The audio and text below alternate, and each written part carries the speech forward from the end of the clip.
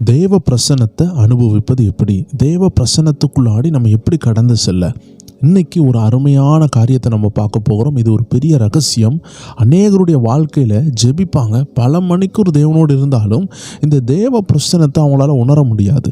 ரொம்ப சோர்வாக இருப்பாங்க, ரொம்ப டிஸ்ட்ராக்டடாக இருப்பாங்க, ரொம்ப ஃப்ரஸ்ட்ரேட்டடாக அவங்க வாழ்க்கை ஒரு சோர்வு நிறைந்ததாக இருக்கும். ஆனால் ஜெபிப்பாங்க, பைபிள் வாசிப்பாங்க, ஆனால் ஒரு ஃபேஸில் முகத்தில் ஒரு கலை இல்லாமல் இருக்கும்.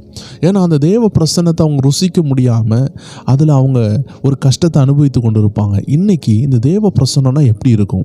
இந்த தேவ பிரசன்னம் எதை குறிக்குது? இன்றைக்கி மனிதர்கள் சொல்கிறாங்களே, நான் ஒரு ஃபயராக ஃபீல் பண்ணுறேன், ஒரு ஐஸ் மாதிரி ஃபீல் பண்ணுறேன், ஒரு கரண்ட் ஷாக் மாதிரி ஃபீல் பண்ணுறேன். இதை குறித்து இன்றைக்கி நம்ம தெளிவாக பார்க்க போகிறோம். உண்மையான பிரசன்னம்னா என்ன? அந்த பிரசன்னம் எப்படி நமக்குள்ளே இறங்குது? அந்த பிரசன்னத்தை பெற்றுக்கொள்ள நம்ம என்ன செய்ய? அந்த மகா பரிசுத்த ஸ்தலத்துக்குள்ளாடி அன்னைக்கு அந்த பிரதான ஆசிரியர்கள் மட்டும்தான் நுழைஞ்சாங்க. ஆனால் இன்றைக்கி தெய்வ பிரசன்னம் அந்த மகா பரிசுத்த ஸ்தலமாகிய தேவன் தங்கும் இடம் எங்கே இருக்குது? அதையெல்லாம் நம்ம தெளிவாக பார்க்க போகிறோம். விசேஷமாக அந்த தேவ பிரசன்னத்தை நம்மள்ட்ட இருந்து தடை செய்கிறது எது? அந்த மோசமான விஷயம் எது? அதை நம்ம தெளிவாக பார்க்க போகிறோம். நிறைய பேர் ஈஸியாக சொல்லிடுவாங்க பாவம்னு. ஆனால் பாவத்தை காட்டிலும் மோசமான சில விஷயங்கள் இருக்குது. அதை தேவ ஜனங்களுக்குள்ளாடியும் இன்றைக்கி இருக்கிறது.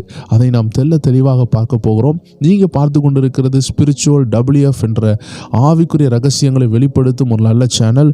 இதில் அநேக நம்ம ஆவிக்குரிய ரகசியங்களை தியானித்து கொண்டு இருக்கிறோம். எல்லா ஸ்பிரிச்சுவல் WF நேயர்களுக்கும், அன்பான தேவ ஜனங்களுக்கும் அன்பின் வாழ்த்துகள். தொடர்ந்து இந்த ரகசியத்தை நம்ம பார்க்க போகிறோம்.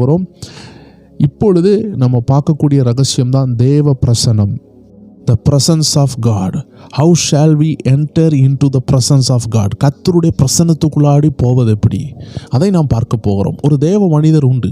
அவர் ஜெபிக்க ஆரம்பித்து விட்டார் என்றால் 10 நாட்கள் அவ்வளோ பிரசன்ஸ் அவருக்குள்ளாடி நிரப்பிவிடும். 10 நாட்கள்னால அவர் ஜெபிப்பார்.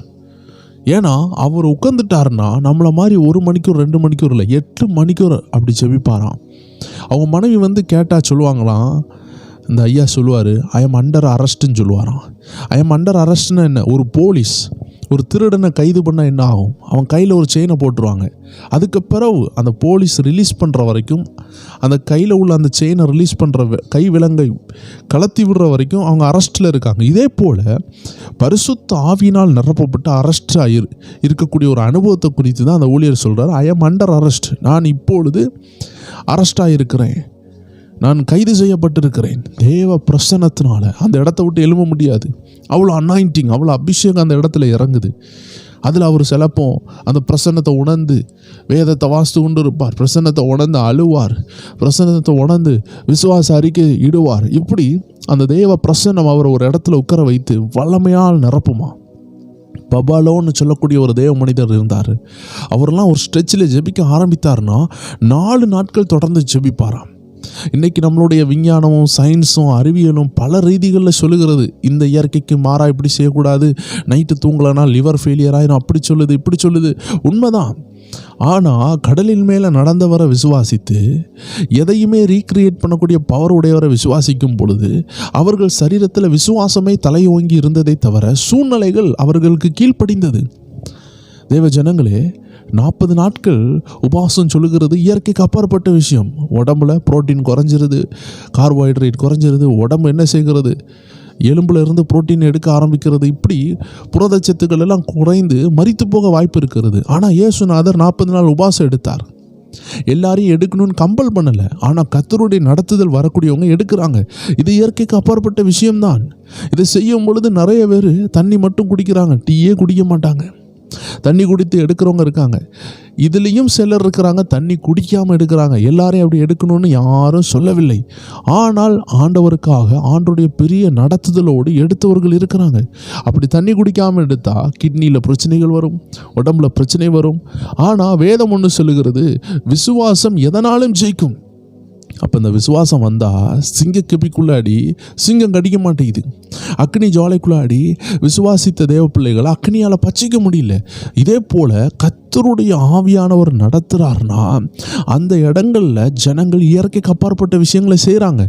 காரணம், அந்த தேவ பிரசன்னம் அவங்கள செய்ய வைக்குது.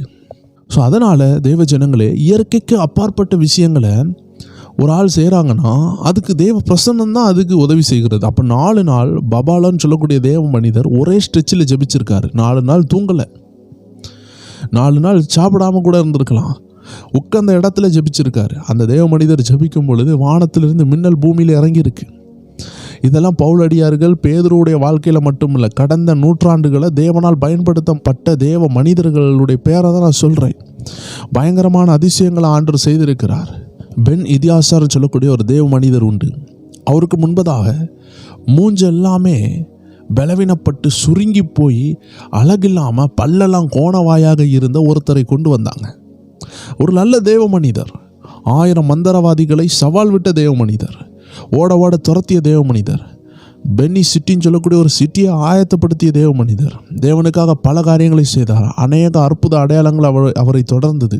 மரித்தவர்களை தேவன் அவரை கொண்டு எழுப்பின ஒரு அழகான தேவ மனிதர், ஆப்பிரிக்கா நாட்டை சேர்ந்தவர்.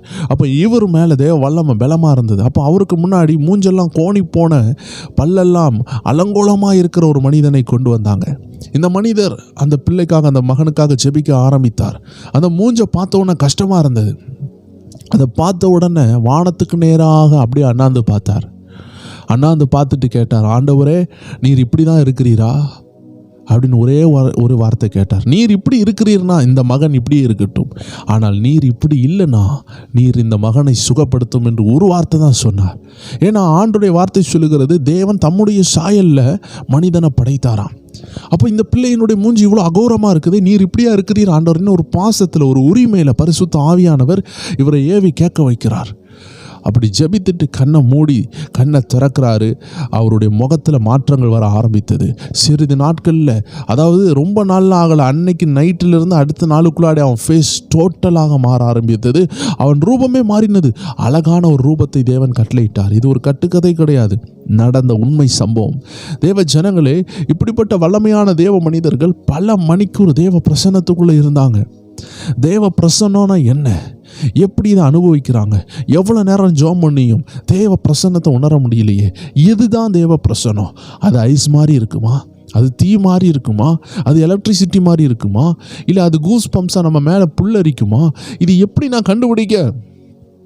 நிறைய பேர் பைபிள் வாசிக்க மாட்டாங்க, ஆனால் பாட்டு கேட்டுக்கிட்டே இருப்பாங்க. அவங்களுக்கு ஒரே கூஸ் பம்ப்ஸாக இருக்கும், உடம்பெல்லாம் ப்ரெசன்ஸாக இருக்கும். தேவ ஜனமே, இது ப்ரெசன்ஸா? நிறைய பேர் பைபிள்லாம் ரொம்ப வாசிக்க மாட்டாங்க, ஆனால் அந்நிய பாஷை மட்டும் பேசிக்கிட்டே இருப்பாங்க. அவங்களுக்கு ஒரு ஃபயர் ஃபீல் பண்ணுவாங்க, அது ஒரு ஹார்ட்டில் உண்டாகிற ஒரு ஃபயர். இது தேவ பிரசன்னமா? நிறைய நேரம் அவங்க அப்படியே ஒரு பாட்டு பாடி சோத்திரம் பண்ணிருப்பாங்க, அப்படியே தலையில் ஐஸ் மாதிரி ஒரு ஃபீல் வரும். ஓ, இது தேவ பிரசன்னமா? எதுதான் தேவ பிரசன்னம் அப்படின்னு இன்றைக்கி நீங்கள் யோசித்து கொண்டு இருக்கலாம். ஸோ நம்ம தேவ பிரசன்னம்னா என்னன்னு நம்ம தெளிவாக பார்க்க போகிறோம். நம்பர் 1, தேவ பிரசன்னம்னா நம்ம ஜெபிக்கும்போது அந்த காட் நம்ம கிட்ட வந்திருக்கிறாரு, அதை நம்மளால் உணர முடியும். காட் எப்பொழுதுமே நம்ம கிட்ட தான் இருக்கிறாரு. நல்லா புரிஞ்சுக்கொள்ளணும், God is always presenting in the midst of us. எப்பொழுது நம்ம கூட தான் இருக்கிறாரு. ஆனால் ஹிஸ் மேனிஃபெஸ்டட் ப்ரெசன்ஸ்ன்னு சொல்லுவாங்க, வெளிப்பட்ட தேவ பிரசனம். பரிசுத்த ஆவியானவர் உங்ககிட்ட தான் இருக்கிறாரா என்று கேட்டால் அதனுடைய பதில் உங்ககிட்ட தான் இருக்கிறார். ஆனால் அவருடைய வல்லமை உங்ககிட்ட வெளிப்படுதான்னு கேட்டால் அது இல்லை. அது எப்போ வெளிப்படுது? அது ஜெபிக்கும் பொழுது தான் வெளிப்படுகிறது. வேதம் சொல்லுகிறது, எங்கே 2-3 பேர் கூடுகிறீர்களோ அந்த மத்தியில் நான் இருக்கிறேன்னு சொல்கிறாரு. அந்த இடத்துல இருக்கிறேன்னு சொல்கிறாருல்ல, அப்போ மற்ற நேரம் இல்லாமல் இருக்கிறாரா அப்படி கேட்டால் no no no, he is always in the midst of us. Is omni ப்ரெசன்ட்னு சொல்லப்படுகிறது. ஒம்னி ப்ரெசன்ட்னா எல்லா இடத்துலையும் இருக்கிறவர். பின்பு ஏன் ஆண்டவராக இயேசு சொல்லுகிறார், என் நாமத்தினால 2-3 பேர் கூடுகிற இடத்துல நான் இருப்பேன், ஏன் அப்படி சொல்கிறார்? காரணம் என்னென்னா, அந்த 2-3 பேர் கூடும் பொழுது ஜெபிக்கிறாங்க. ஜெபிக்கும் பொழுது ஆண்டவர் ஆக்ஷனில் இருக்கிறார், கிரியையில் இருக்கிறார். இதை தான் புரிந்து கொள்ளணும். எல்லா நேரத்துலையும் ஆண்டவர் கூட தான் இருக்கிறார், ஆனால் ஜெபிக்கும் பொழுது கிரியையில் இருக்கிறார். He is in action. You can demand, you can say, you can confess something to happen. உங்கள் வாயால் நீங்கள் கன்ஃபஸ் பண்ணலாம், பிசாசை விரட்டலாம், ஜெப நேரத்தில் கட்டுகளை உடைக்கலாம், பூமியில் உள்ளதை கட்ட பரலோகத்தில் அது கட்டப்பட, பூமியில் திறக்க அது பரலோகத்தில் திறக்கப்பட, இப்படிப்பட்ட செயல்கள் ஜெபத்தில் செய்ய முடிகிறது. அதுதான் God in action. அதனால தான் தேவ ஜனங்கள் புரியணும், கர்த்தர் நம்ம கூட எப்பொழுது இருந்தாலும் கர்த்தர் மேனிஃபெஸ்ட் ஆகணும், கர்த்தர் அந்த இடத்துல கிரியை செய்யணும். அதை தான் அவர் சொல்கிறாரு, ஜெபிங்கன்னு சொல்கிறார். நீங்கள் ஜெபிக்காத வரைக்கும் கூட இருப்பார். நீங்கள் ஜெபிக்கிற வரைக்கும், நீங்கள் ஜெபித்து விட்டால் கிரியை செய்ய ஆரம்பிச்சிருவார். இவ்வளோ தான் விஷயம். அதனால் ஆண்டவர் எப்பொழுதுமே கூட இருக்கிறதுனால, ஆண்டவர் என் கூட தானே இருக்கிறார், நான் ஏன் ஜெபிக்கணும்னு சொல்கிறவங்க நிறைய பேர் இருக்கிறாங்க. இன்னும் உங்களுக்கு புரிகிற மாதிரி சொல்கிறேன், இந்த உலகத்தில் உள்ள எல்லாருக்காக தானே இயேசு ரத்தம் சிந்தினார். கண்டிப்பாக உண்மை, எல்லாருக்காக தான் சிந்தினார். உடனே எல்லாரும் பரலோகத்துக்கு போயிடுவாங்களா? ஏன்னா எல்லாருக்காக சிந்திட்டார்ல, பிறகு ஏன் அவங்க பரலோகத்துக்கு போக மாட்டாங்க? ஏன்னா தேவனுடைய ரூல்ஸ் ஒன்று இருக்குது. எல்லாருக்காக சிந்தினாலும், எல்லாருக்காக அவருடைய ரத்தம் தரையில் விழுந்தாலும், எல்லாருடைய பாவத்தை மன்னிக்க அந்த ரத்தத்துக்கு வல்லமை இருந்தாலும், யாரெல்லாம் அந்த இரத்தத்தினால் தன்னை கழுவ ஒப்பு கொடுத்து இயேசுவை சொந்த இரட்சகராக ஏற்றுக்கொள்கிறாங்களோ அவங்களுக்கு மட்டும்தான் அந்த ரத்தம் கிரியை செய்யும். இதுதான் பொசஷனல் ரியாலிட்டின்னு சொல்லுவாங்க, அனுபவிக்கக்கூடிய ரியாலிட்டி. நிறைய பேர் சொல்லுவாங்க, நான் ட்ரெயினில் போகும்பொழுது நான் அதை பார்த்துருக்குறேன், அந்த ஊரை பார்த்துருக்குறேன், நான் குஜராத்தை பார்த்துருக்குறேன், மகாராஷ்டிரா பார்த்துருக்குறேன், இமயமலையை பார்த்துருக்குறேன். எல்லாம் பார்த்துருக்குறீங்க. ஆனால் எல்லாம் பார்த்த நீங்கள் அனுபவித்தீங்களா? பார்க்குறது வேறு, அனுபவிக்கிறது வேறு. இமயமலை இருக்கிற இடத்துல ஒரு நல்ல வீடை கட்டி அந்த இடத்துல இருந்தால் அந்த ஊரை அனுபவிக்கலாம். மகாராஷ்டிராவில் ஒரு வீடை கட்டி அங்கே இருந்தீங்கன்னா அந்த ஊரை அனுபவிக்கலாம். கன்னியாகுமரியில் ஒரு வீடை கட்டி அங்கே இருக்கிறீங்கன்னா கன்னியாகுமரி அனுபவிக்கலாம். பார்க்கறதுனால நம்ம அனுபவித்தோன்னு சொல்ல முடியாது தேவச்சனமே. இதே மாதிரி இயேசு எனக்காக ரத்தம் சிந்திருக்கிறாருன்னு சொல்கிறதுனால மட்டுமல்ல, இயேசு உலக ரட்சகர்னு எல்லாருக்கும் தெரியும். ஆனால் இயேசுவின் ரத்தத்தினால யாரெல்லாம் கழுவப்பட தன்னை ஒப்பு கொடுத்து தான் வாயை திறந்து இயேசுவை எனக்கு சொந்த ரட்சகராக எனக்குள்ளே வாருங்கன்னு அறிக்கை செய்கிறாங்களோ, பாவ மன்னிப்பை ஏற்றுக்கொள்கிறாங்களோ அவங்களுக்கு மட்டும்தான் ரட்சிப்பு. இதே போல தான், இதே ஃபார்முலா தான் ஆண்டவர் நம்ம கூட 24 மணிக்கூர் இருந்தாலும் நம்ம அவருடைய வல்லமையை வெளிப்பட வைக்க, காட் ஆக்ஷனில் மூவ் பண்ண வைக்க, கர்த்தருடைய கரத்தை கிரியை செய்ய வைக்க, கர்த்தர் நமக்காக யுத்தம் பண்ணுறதுக்கு, கர்த்தர் நம்மளை ஆசீர்வதிக்கிறதுக்கு நம்ம ஜெபித்தே ஆக வேண்டும். இதனால தான் இன்னொரு வசனம் சொல்லுகிறது, உங்களுக்கு என்ன தேவைன்னு பிதாவுக்கு ஆல்ரெடி தெரியும், ஆனாலும் நீங்கள் ஜெபிக்கணும். எது தேவைன்னு தெரிஞ்சாலும் அவர் தருகிறதற்காக நீங்கள் ஜெபிக்கணும். ஏன்னா கேளுங்கள் கொடுக்கப்படும், இதுதான் ஃபார்முலா. தட்டுங்கள் திறக்கப்படும், தேடுங்கள் கண்டடைவீர்கள். அப்போ உங்களுக்கு என்ன தேவைன்னு தெரியாதா? நீங்கள் ஏன் தட்டுக்கிறீங்க?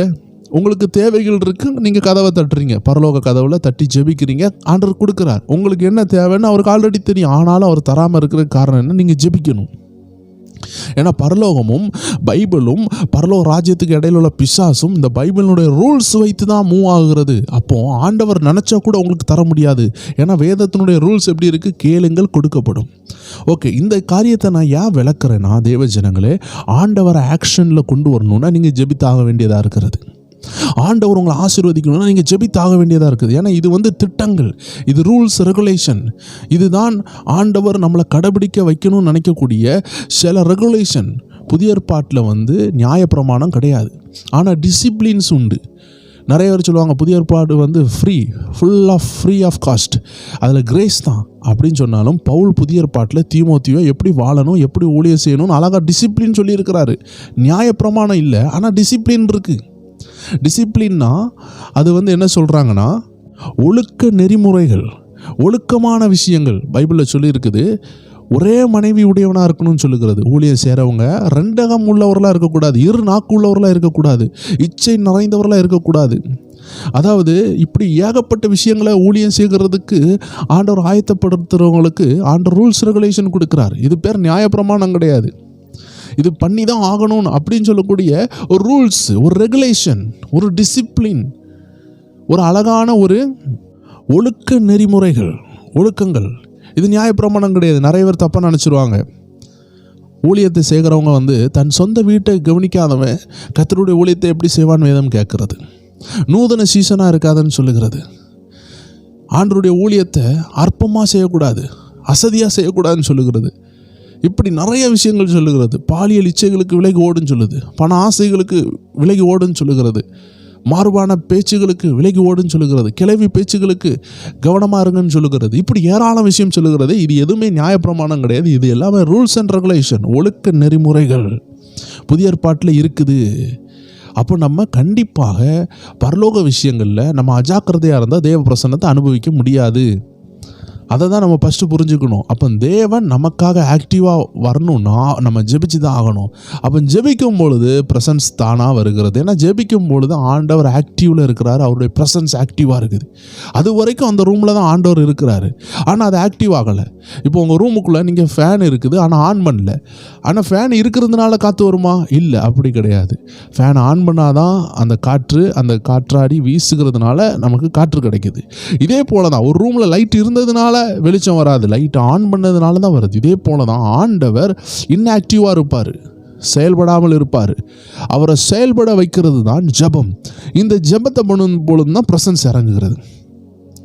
ஜெபம் பண்ணாட்டி இறங்கும், தேவன் வந்தாலே இறங்கிடும். ஆனால் தேவ பிள்ளைகளுக்கு விசேஷமாக ஜெபிக்கும் பொழுது தான் அதிகமாக இறங்குகிறது. அப்போது ப்ரெசன்ஸ்ன்னு சொன்னாலே வேறு ஒன்றுமே இல்லை, தேவன் நம்மக்கிட்ட இருக்கக்கூடிய ஒரு உணர்வு. அவர் ஆக்டிவாக இருக்கிறார். இப்போது ஒரு மீன் விற்கிறவங்க நம்மக்கிட்ட வந்தால் அந்த மீன் வாசனை அடிக்கும். ஒரு பால் விற்கிறவங்க வந்தால் பால் வாசனை அடிக்கும். ஒரு சிக்கன் ஃப்ரைட் ரைஸ் கடையிலேருந்து ஒருத்தன் வந்தால் அவன் ஷேட்டெல்லாம் அப்படியே பிரியாணி மனமாக, சிக்கன் மனமாக அடிக்கும். இதே ஒரு பூ விற்கிறவங்க வந்தால் அந்த பூ மனம் அடிக்கும். இப்படி அந்த தொழில் சார்ந்த நபர்கள் நம்மக்கிட்ட வரும்பொழுது அந்த மனம் அடிக்கும். ஒர்க் ஷாப்லேருந்து ஒருத்தவங்க வராங்கன்னா ஆயில் சம்மந்தமான, பெட்ரோல் சம்மந்தமான வாசம் அவங்க மேலே அடிக்கும். இதே போல தான் தேவன் நம்ம கிட்ட வந்தால் தேவனுடைய மனம், தேவனுடைய அந்த ஒளி, தேவனுடைய ஒளி கதிர்கள் அது நம்ம மேலே படுது.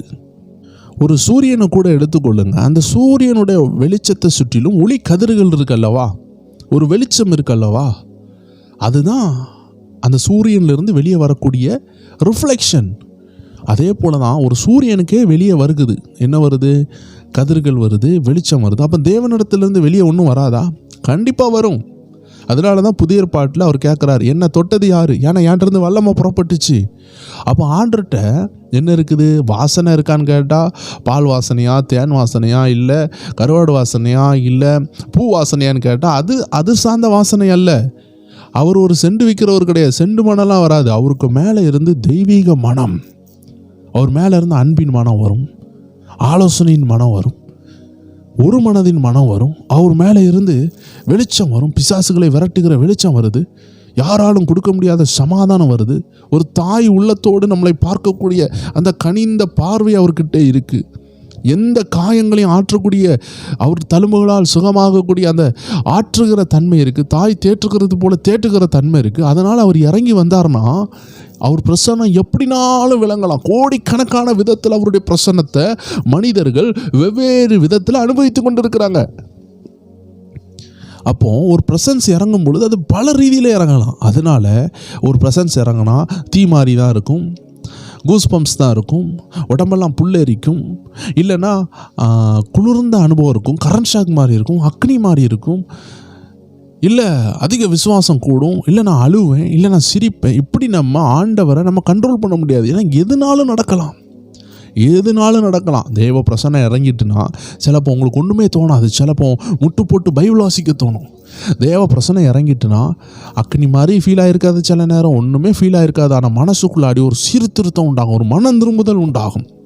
தேவ பிரசன்னம் இறங்கிட்டுனா பாவம் செய்யக்கூடாதுன்னு உள்ள ஒரு பெரிய உணர்வு உண்டாகும். தேவ பிரசன்னம் இறங்கிட்டுனா ஒரு பயபக்தி உண்டாகும். இதெல்லாம் வெளிப்படையாக தெரியாத சில சிக்னல்ஸ். நிறைய நேரம் நம்ம வெளிப்படை சிக்னல்ஸ் தான் நம்ம எதிர்பார்த்து கொண்டு இருக்கிறோம். எப்படி எதிர்பார்க்கணும்? ஒரு ஃபயர் ஃபீல் பண்ணணும், ஒரு குளிராக ஒன்று ஃபீல் பண்ணணும், அப்படியே கையெல்லாம் அப்படியே மெய் சிலிர்க்கணும். நிறைய நேரம் மெய் சிலிர்க்கும், ஆனால் பாவத்தை விட்டு விட மாட்டாங்க. ஏன்னா மெய் செல்லிருக்கக்கூடிய சில விஷயங்கள்ல அவங்க பழக்கி வச்சுருக்காங்க. ஜெபிச்சு பாட்டு பாடும் பொழுது ப்ரெசன்ஸ் வந்த உடனே மெய் சிலிர்க்கும், ஆனால் உள்ளத்துக்குள்ளாடி ப்ரெசன்ஸ் போகணும். அப்போ தான் பாவத்தை விட்டு வெளியே வர முடியும். நிறைய வாலிபர்கள் இருக்காங்க இன்னைக்கு, பாடல் கேட்கும் பொழுது அவர்கள் மெய் சிலிர்க்கும், அப்படி கூஸ் பம்ப்ஸ் ஆவாங்க. இது நான் தவறுன்னு சொல்ல, நான் கூட அனுபவிச்சிருக்கேன். ஆனால் உண்மையான தேவ பிரசன்னம் அதில் கூஸ் பம்ப்ஸ் இருந்தாலும் அதோடு சேர்ந்து மனம் திரும்புதலும் உண்டாக நம்ம ஒப்பு கொடுக்கணும். அதுதான் தேவ பிரசன்னம் நமக்குள்ளே கிரியை செய்யக்கூடிய எக்ஸாக்ட் பாயிண்ட். சரி, இப்போது தேவ பிரசன்னம் அவுட்வேர்டாக எப்படி கிரியை செய்யுது, இன்வேர்டாக எப்படி கிரியை செய்யுது நம்ம பார்க்க போகிறோம். அப்போஸ்தலர் நடவடிக்கைகள் 12வது அதிகாரத்தில் பேதுரு சிறையில் போடுறாங்க. சிறையில் போட்ட பேதுருக்காக ஒரு கூட்டம் ஜெபிக்குது. ஜெபித்த உடனே மேனிஃபெஸ்டட் ப்ரெசன்ஸ் வருகிறது, வெளிப்பட்ட தேவ பிரசனம். தூதர்கள் அது வரைக்கும் இல்லாமையாக இருந்தாங்க, இருந்துட்டு தான் இருந்தாங்க. ஆனால் ஜெபிச்ச பொழுது தூதர்கள் இறங்குனாங்க. ஒரு தூதன் இறங்கிட்டான் சிறைச்சாலையில். அதில் தான் நீங்கள் பார்க்க முடியும். ஆக்ட்ஸ் சாப்டர் 12:7 பார்க்கலாம். 7வது வசனம், 12வது அதிகாரம் 7வது வசனம், அப்போஸ்தலர் நடவடிக்கைகள். அப்பொழுது கர்த்தருடைய தூதன் அங்கே வந்து நின்றான், அறையிலே வெளிச்சம் பிரகாசித்தது. கவனமாக பாருங்க, வந்து நிற்கிறான். வந்து நின்ன உடனே இருட்டு ரூமில் என்ன வருது? வெளிச்சம். ஒரு சூரியனுக்கு ஒளி கதிர்கள் இருக்குது. இப்போ தூதனுடைய பிரசனம் அந்த ரூமில் வந்துட்டு எல்லாருக்குமே ஒரு ப்ரெசன்ஸ் இருக்குது. நிறைய வெளிநாட்டுக்காரங்க சொல்லுவாங்க, ஐ மிஸ் இஸ் ப்ரெசன்ஸ். ஒரு தாய் இறந்துட்டாங்கன்னா, ஓ ஐ மிஸ் ஹர் ப்ரெசன்ஸ்ன்னு சொல்லுவாங்க. அவங்களுடைய அந்த மலையாளத்தில் சொல்லுவாங்க சாநித்தியம், அந்த ஆள் அந்த వ్యక్తిயினுடைய சாநித்தியம் இவட இல்லை அப்படின்னு சொல்லுவாங்க. தமிழில் உள்ளவங்க என்ன சொல்லுவாங்க, அவர் இன்றைக்கி மிஸ் ஆகிட்டார், அவர் நம்ம மத்தியில் இருந்தால் எப்படி இருந்திருக்கும், என்ன சிரிப்பார், எவ்வளோ அழகாக பேசுவார், சார் அந்த ஆள் இன்றைக்கி இல்லாமல் போயிட்டாங்களே, இப்படி நம்ம சொல்லுவோம். ஒரு நபரை நம்ம மிஸ் பண்ணுறோம். ப்ரெசன்ஸ்ன்னு சொல்லும் பொழுது அந்த நபரை குறிக்கிறது. வெளிநாட்டில் அந்த நபரை தான் சொல்லுவாங்க, I miss his presence, I miss her presence very much, it's so bad, I really regret, நான் ரொம்ப கவலைப்படுறேன், ரொம்ப மிஸ் பண்ணுறேன் அவங்கள. அப்போது ஒரு ஆள் இருக்கும் பொழுது அவங்களுக்குள்ள உள்ள ப்ரெசன்ஸ் அவங்களுக்கு இருக்குது. அது தெய்வீக ப்ரெசன்ஸ் இருக்கோ இல்லையோ, ஒரு ஆள் வந்தாலே சிலவங்க நல்லா சிரிப்பாங்க, நல்லா காமெடி அடிப்பாங்க, ரொம்ப அன்பாக இருப்பாங்க, ரொம்ப ஹெல்ப் பண்ணுவாங்க. சிலவங்க ரொம்ப அப்படியே கரிசனையாக இருப்பாங்க, ரொம்ப ஸ்ட்ரிக்டாக இருப்பாங்க. ஒவ்வொருத்தவங்களுக்கும் ஒரு தன்மை இருக்குது. அப்போ அவங்க வரும்பொழுது அந்த தன்மையும் கூட வருது. அதுதான் அவங்களுடைய ப்ரெசன்ஸ். ஆனால் தேவன் வரும்பொழுது தேவனுடைய தன்மை வருது, அதுதான் தேவ பிரசன்னம். ஸோ தேவ ஜனமே, ஒரு தூதன் இறங்கின உடனே வசனம் சொல்லுகிறது, கர்த்தருடைய தூதன் அங்கே வந்து நின்றான், அறையிலே வெளிச்சம் பிரகாசித்தது. ஒரு வெளிச்சம் வந்தது. அவன் வந்து இன்னொன்று என்ன வருது, அவன் மேலே உள்ள வெளிச்சம் அந்த ரூமுக்குள்ளே பிரகாசிக்குது. பார்த்தீங்களா, ஒரு தூதனுக்கே வெளிச்சம் அவன் மேலே இருக்குதுன்னா தேவன் வந்தால் சும்மா இருக்க முடியுமா? உங்கள் ரூமில் நீங்கள் ஜெபிக்கும் பொழுது தேவன் வந்துட்டார்னா ஒருவேளை உங்கள் கண்ணுக்கு தெரியாமல் இருக்கும், ஆனால் உங்களால் உணர முடியும். You can feel it. That is called presence. What is deeply meaning presence? The deep meaning of the presence is God himself in active. கர்த்தர் நம்ம கூட நிற்கிறாரு, நம்மளோட பேசுகிறாருன்னா ப்ரெசன்ஸ் இருக்கும். அங்கே அந்த ப்ரெசன்ஸில் நீங்கள் அழலாம், அந்த ப்ரெசன்ஸில் நீங்கள் சிரிக்கலாம், அந்த ப்ரெசன்ஸ்லேயே நீங்கள் தூங்கிடலாம், இல்லை அந்த ப்ரெசன்ஸ் உங்களை முட்டு போட்டு ஜெபிக்க வைக்கலாம், இல்லை அந்த ப்ரெசன்ஸ் உங்களை அந்நிய பாஷையில் ஜெபிக்க வைக்கலாம், இல்லை அந்த ப்ரெசன்ஸ் உங்களை கையை நீட்டி அப்படியே வானத்தை நோக்கி ஒரு 1000 சோத்திரங்களை ஏறெடுக்க வைக்கலாம், இல்லை அந்த ப்ரெசன்ஸ் வந்த உடனே அந்த உணர்வு, தேவன் என் கூட இருக்கிறாருன்னு உள்ள உணர்வு, ஒருவேளை உங்களுக்கு கூஸ்பம்ப்ஸ் ஆகாமல் இருக்கலாம், கையெல்லாம் அப்படியே புல்லரிக்காமல் இருக்கலாம், மெய்சில் இருக்காமல் இருக்கலாம், அக்னி ஃபீல் பண்ணாமல் இருக்கலாம். ஆனால் உங்கள் உள்ளத்துக்குள்ள ஒரு உணர்வு வரும், தெய்வீக உணர்வு. என் கிட்ட ஆண்டவர் இருக்கிறாரு, நான் இனி கடன் வாங்கக்கூடாது, இனி கெட்ட வார்த்தை போடக்கூடாது, இனி நான் ஜெபிக்கணும். இதுதாங்க ப்ரெசன்ஸ். அந்த நாட்களில் தேவ மனிதர்கள் நிறைய பேர் இருந்தாங்க. அதில் இந்த டிஎல் மூடின்னு சொல்லக்கூடிய தேவ மனிதர் ஒவ்வொரு இடத்துல ஊழியத்துக்கு போகும்பொழுது அங்குள்ள பாவிகள்லாம் அழுவாங்களாம், ஐயோ நான் இனி பாவம் செய்ய மாட்டேன், ஐயோ நான் இனி பாவம் செய்ய மாட்டேன். தேவ ஜனங்களே, ஆண்டவருடைய பிரசன்னத்தினுடைய ஸ்ட்ராங்கான வெளிப்பாடு என்ன தெரியுமா? கூஸ்பம்ஸ் வர வச்சுட்டு போகிறது மட்டும் கிடையாது. உண்மையாட்டே ஆண்டவர் நம்ம கூட இடைப்பட்டுட்டாருன்னா பாவ உணர்வு வந்துடும், நம்ம பாவம் செய்ய பயப்படுவோம். இதுதான் உண்மையான பிரசன்ஸ். மற்ற நேரம் சின்ன பிரசன்னத்தை உணர்றதுனால நமக்கு மெய்சில் இருக்கிறது, ஒரு அக்னியை ஃபீல் பண்ணுறோம். ஆனால் பாவத்தை விட்டு விட முடியலன்னா ஸ்ட்ராங்கான ப்ரெசன்ஸுக்குள்ளே நம்ம இன்னும் வரலன்னு அர்த்தம். என்னைக்கெல்லாம் நீங்கள் ஸ்ட்ராங்கான ப்ரெசன்ஸுக்குள்ளே வரலையோ நீங்கள் புரிஞ்சுக்கொள்ளணும், மெய்சில் இருந்துட்டு அது போயிடும். மெய்சில் இருக்கிறது வந்து அவுட்வேர்டான ஒரு எக்ஸ்பீரியன்ஸ் தான். ஆனால் இன்வேர்டு எக்ஸ்பீரியன்ஸ் வேணும். இன்வேர்டு எக்ஸ்பீரியன்ஸ்னால் உள்ளான அனுபவம். இந்த மெய்சில் இருக்கிறதுலாம் நிறைய பேருக்கு வராது, ஆனால் அவங்க கண்ணீரோடு அழுது ஜெபிப்பாங்க. அப்போ அது உண்மையான தொடுதல். ஆனால் இந்த மெய்சில் இருக்கிறது நிறைய பேருக்கு வந்துடும், அப்படியே ஒரு புல்லரிக்கும், அப்படியே ஃபயராக ஃபீல் பண்ணுவாங்க. ஆனால் அதே கெட்ட வார்த்தை, அதே பாவம். காரணம் என்னென்னா உள்ள தொடப்படலை. நீங்கள் பழைய ஏற்பாட்டில் பார்த்தீங்கன்னா 3 விதமான அந்த ஆசாரிப்பு கூடாரத்தில் 3 விதமான அறைகள் உண்டு. அந்த டேபர்நாக்கிள்னு சொல்லக்கூடிய அந்த இடத்துல 3 அறைகள் இருக்குது. ஒன்று அவுட்டர் கோர்ட், ஒன்று மிடில் பார்ட், இன்னொன்று இன்னர் பார்ட், மோஸ்ட் ஹோலி பிளேஸ்ன்னு சொல்லுவாங்க. அதுக்கு courtyard, holy place, most holy பிளேஸ்ன்னு சொல்லுவாங்க. பிரகாரம், வெளி பிரகாரம்னு சொல்லுவாங்க. அந்த அறையில் நம்ம வீட்டில் பால்கனி இருக்குது பார்த்தீங்களா, இதே போல் கெஸ்ட் ரூம் மாதிரி வெளியே இருக்கிற ஒரு அவுட்வேர்டான வெளியே இருக்கிற ஒரு ரூம் தான் பிரகாரம்னு சொல்லுவாங்க. நடுமத்தியில் இருக்கிறத பரிசுத்த ஸ்தலம்னு சொல்லுவாங்க. உள்ளே இருக்கிறத மகா பரிசுத்த ஸ்தலம்னு சொல்லுவாங்க. இந்த வெளியே இருக்கிற கோர்ட்யார்டுன்னு சொல்லக்கூடிய இந்த பிரகாரத்துக்குள்ளாடி இஸ்ரவேல் மக்களால் வர முடியும். ஆனால் இந்த பரிசுத்த ஸ்தலமாகிய 2வது அறைக்குள்ளே இஸ்ரவேல் ஜனங்கள் வர முடியாது. ஆசாரியர்களுடைய பிள்ளைகள், ஆரோனுடைய பிள்ளைகள்லாம் வரலாம், ஏன்னா அவர்கள் எல்லாரும் ஆசாரியர்கள் தான். ஆனால் 3வது இருக்கிற அந்த மகா பரிசுத்த ஸ்தலத்துக்குள்ளாடி ஆசாரியருடைய பிள்ளைகளாலும் வர முடியாது. அவர்கள் ஆசாரியராக ஒரு ஊழியக்காரனாக இருந்தாலும் வர முடியாது. காரணம், அந்த ரூமுக்குள்ளாடி வருஷத்தில் ஒருக்கா மகா பரிசுத்த ஸ்தலமாகிய அந்த ரூமுக்குள்ளாடி பிரதான ஆசாரியன் சொல்லப்படுகிற ஹை பிரீஸ்ட் மட்டும்தான் போக முடியும். எல்லாராலையும் போக முடியாது. ஏன்னா அங்கே தேவ பிரசன்னம் இருக்குது. முதல் அறையிலையும் இருக்குது, 2வது அறையிலையும் இருக்குது. ஆனால் 3வது அறையில் மேனிஃபெஸ்டிங் ப்ரெசன்ஸ், வெளிப்படுகிற தேவ மகிமை இருக்குது. அங்கே தூதர்கள் இறங்குவாங்க. தவறாக உள்ளே போனால் அடி விழுந்துடும். அதான் மகிமையான இடம், அங்கே மகிமையான பிரசன்னம் இருக்கிற இடம். அதனால தான் அங்கே எல்லாராலையும் போக முடியாது. ஸோ தேவ ஜனங்களே, இந்த வெளிப்பிரகாரத்துலேயும் ஒரு ப்ரெசன்ஸ் இருக்குது. அந்த வெளிப்பிரகாரம் ப்ரெசன்ஸை தான் இன்றைக்கி நம்ம சரீரத்தில் என்ன செய்கிறோம், கூஸ் பம்ப்ஸை ஃபீல் பண்ணுறோம். அப்படியே ஒரு ஷெக்கினா மகிமை அப்படியே தலையில் இறங்குற மாதிரி, அப்படியே ஒரு சின்னதாக ஒரு இடத்துல அப்படியே ஒரு கிளிச்சு வந்த போல், நம்ம சைடில் ஒரு ப்ரெசன்ஸ் வந்த மாதிரி, நம்ம முடிகள்லாம் அப்படியே எலும்பும் கை காலில் அப்படியே ஒரு புள்ளியாக உடம்புல வரும். இந்த இதை நம்ம எல்லாராலும் உணர முடிகிறது. ஆனால் still it is called outward presence. This is really happening in your flush, in your outer most this body. இந்த வெளியே பிரகாரமாக இருக்கக்கூடிய இந்த சரீரத்தில் நீங்கள் அதை உணர்றீங்க. ஆனால் ஸ்டில் அதை இன்னும் ஆழமாக உணரணும். வெளிப்பிரகாரத்தில் இருந்து உள்ளே வரணும், மகா பரிசுத்த ஸ்தலத்துக்குள்ளே வரணும். அந்த பரிசுத்த ஸ்தலம் இருக்குது, மகா பரிசுத்த ஸ்தலம் இருக்குது. அப்போ இந்த வெளியே உங்கள் சரீரத்தில் ஃபீல் பண்ண அந்த ப்ரெசன்ஸ் உங்கள் ஆத்மாவுக்குள்ளேயும் ஃபீல் பண்ணணும். ஆத்மாவுக்குள்ளே ஒரு உணர்வு உண்டாகணும். வேதம் சொல்லுகிறது, பாவத்தை குறித்து, நீதியை குறித்து, நியாய தீர்ப்பை குறித்து ஆண்டவர் கண்டித்து உணர்த்துகிறார். என் கூட ஒரு பயங்கரமான குடிகாரன், அவன் என்ன செய்கிறான், பைக்கில் வாரான். அப்போ இந்த பைக்கில் வரும்பொழுது நான் சத்தியத்தை சொல்லிக்கிட்டே வரேன். அவர் கையெல்லாம் அப்படியே புல் அரிக்குது, மெய் சிலிர்க்குது நான் சொல்கிற சத்தியத்தை கேட்டு. தேவ ஜனங்களே, இந்த மெய் சிலிர்க்கிறது ஒரு இயற்கையான அனுபவம், நம்ம சரீரத்தில் உள்ள ஒரு சுபாவம். நிறைய பேர் இந்த மெய் சிலிர்க்கிறத தேவ பிரசன்னம் நினைக்கிறாங்க. நான் சொல்லுகிறேன், நீங்கள் இதை கேட்குற உங்களை காட்டிலும் நிறைய தடவை என் சரீரத்தில் மெய் சிலிர்த்த அனுபவம் நான் நிறைய பெற்றிருக்கிறேன், கூஸ்பம்ஸ் அனுபவம். ஆனால் இதுதான் உண்மையான ப்ரெசன்ஸான்னு கேட்டால் இது 100% உண்மை கிடையாது. இது ஒரு 50% நீங்கள் தேவ பிரசன்னத்தில் இருக்கிறீங்கன்னு அர்த்தம். ஆனால் இன்னும் 50% இருக்குது. அதுக்காக தான் ஆண்டவர் உங்கள்கிட்ட பேசுகிறாரு. சரீரத்தில் எனக்கு கூஸ்பம்ஸ் ஆகிட்டு அப்படியே புல்லரிக்குதுப்பா அப்படின்னு சொல்கிறது ஒரு உண்மையான ப்ரெசன்ஸ் கிடையாது. இது சரீரத்தில் உள்ள ஒரு உணர்வு. தேவ ஜனங்கள் புரிந்து கொள்ளணும். உணர்வு, அது ஒரு உணர்வு. நம்ம தமிழ் பாடத்தில் கூட மாணிக்க வாசகர் உண்டு. அவர் சொல்லுவார், அந்த அந்நிய தேவனை வணங்கும் பொழுது, விக்கிரகத்தை வணங்கும் பொழுது பக்தி பரவசத்தினால அவருக்கு மெய் சிலிர்த்ததுன்னு அதில் ஒரு வரிகள் உண்டு. அப்படின்னா பக்தி பரவசத்தில் கூட கூஸ்பம்ஸ் ஆகும். ஆனால் அது அந்நிய தேவத்தை வணங்குறதுனால.